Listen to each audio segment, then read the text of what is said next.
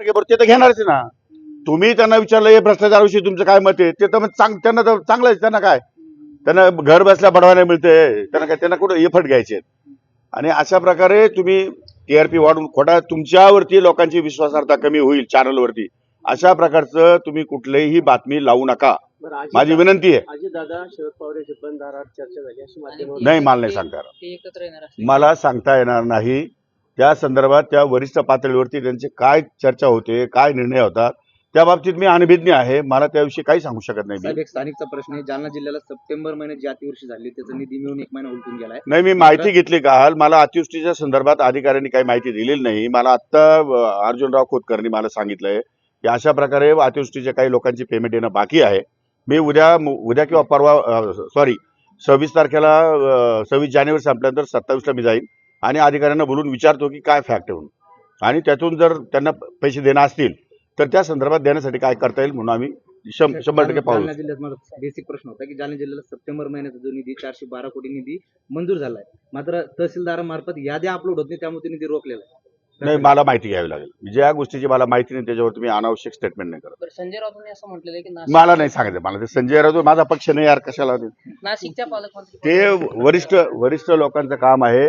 माननीय मुख्यमंत्री आणि उपमुख्यमंत्र्याचा तो विषय आहे, तो विषय माझा नाही. त्यामुळे पालकमंत्री नेमणं, पालकमंत्री कोणत्या पक्षाला, कोणत्या जिल्ह्याला कोण माणूस देणं, हा संपूर्ण अधिकार माननीय मुख्यमंत्री आणि दोन्ही उपमुख्यमंत्र्याचा आहे.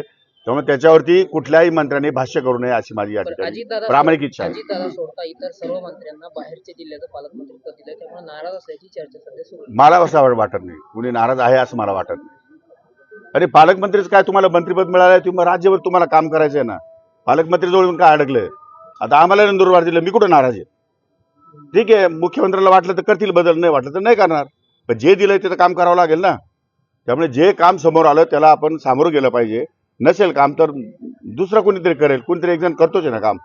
कोणीतरी पालकमंत्री नेमलाय ना, मग आपण एवढं असतो होण्याचं काय कारण? दादा भुसे नाराज असल्याची नाही, कोणी नाराज नाही हो, कोणी नाराज नाही. मिस लेडी करतात आणि टीआरपी वाढत आहे, त्याच्यामुळे माझी बोलण्याची इच्छा नाही मिळेल. मला एक तुम्ही सरळ तुम्ही मला सांगा. मी म्हटलं की 2-4% गैरप्रकार होतात. गैरप्रकार याचा अर्थ भ्रष्टाचार आहे का? मग तुमच्या मीडियाने चॅनलवरती फक्त भ्रष्टाचार चालू केलं. त्यानंतर विरोधी पक्षाचे लगेच ओपिनियन घ्यायला सुरुवात केली आणि अन्यसेल तुम्ही पक्षाची, सरकारची आणि कृषी मंत्र्याची बदनामी करतात. प्रश्न असा आहे की त्या संदर्भामध्ये 2-4% जो गैरप्रकार झालेला आहे त्यांची आम्ही पहिले थांबवले, त्यांचे पैसे त्यांच्या नावावर गेलेले नाहीयेत. त्यामुळे त्याच्यातून आणखी अपडेशन करण्यासाठी हा गैरप्रकार कसा होणार नाही यासाठी आम्ही फार्मर युनिक ID कार्ड आणतोय, त्याला आधार कार्डशी कनेक्ट करतोय आणि त्याचं एवढंच नव्हे तर त्याला सॅटेलाईटशी कनेक्ट करायचा आमचा विचार आहे.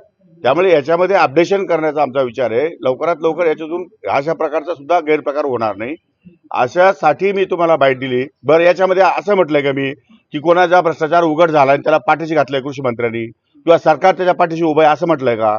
असं म्हटलंच नाही. तर मग तुम्ही ते काय लावून धरलंय? भ्रष्टाचार काल 2 दिवसापासून चाललंय. मी म्हटलंच नाही भ्रष्टाचार. तर तुम्ही जे मी म्हटलं नाही तेच तुम्ही मीडियाला चालू करतात. माझं भाषण बघा, तुम्ही माझी बाईट बघा. मी फक्त गैरप्रकार हा शब्द वापरलेला आहे. गैरप्रकार याचा अर्थ भ्रष्टाचार नाही.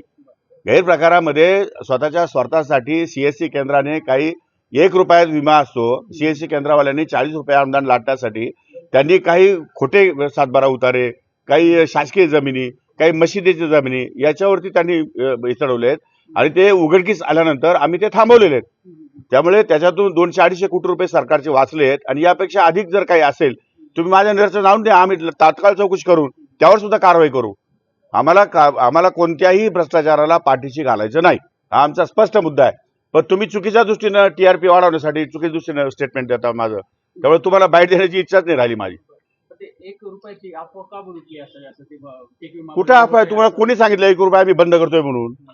पीक विम्यामध्ये सुद्धा ज्या अर्थी अशा प्रकारचे गैरप्रकार जर कोणी करत असेल तर त्याच्यामध्ये अपडेशन करण्याची आवश्यकता आहे. त्याच्यामध्ये एखादा कायदा आपण निर्माण केला, कायद्यामध्ये दोष असला तर त्याच्यामध्ये आपण मॉडिफिकेशन करतो ना. त्या पीक विम्यामध्ये आम्हाला मॉडिफाय करायचं आहे. त्यासाठी आम्ही कमिटी बसली आहे की पीक विम्यामध्ये हा गैरप्रकार होणार नाही यासाठी काय काय करता येईल. त्यासाठी मग प्रस्ताव मागवले, चर्चा होणार आहेत आणि त्यानंतर नवीन विमा पॉलिसी आम्ही या ठिकाणी लॉन्च करतोय, त्याच्यामध्ये अशा प्रकार होणार नाही याची काळजी घेऊ आम्ही.